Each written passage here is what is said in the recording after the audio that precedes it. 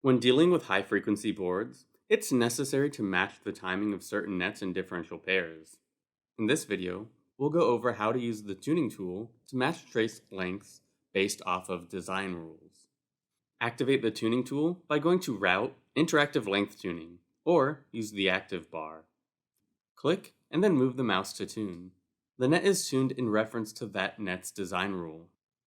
Before you exit out of the tuning action, press the Tab key to pause the workspace.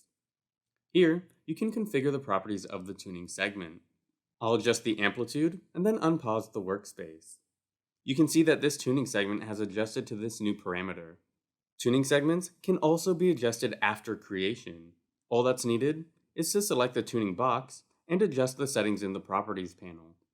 Distance between arcs can be changed by using the plus or minus buttons or by inputting a number.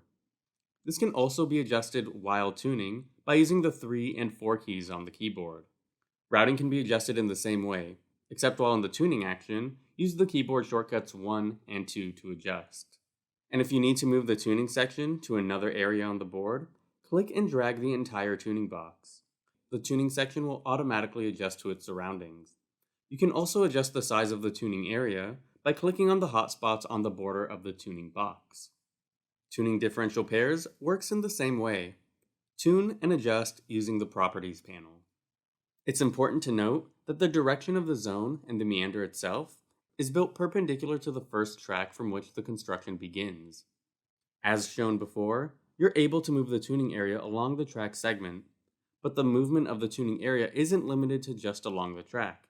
It can be completely picked up and moved to any area on the trace, automatically rebuilding itself to adjust to its surroundings.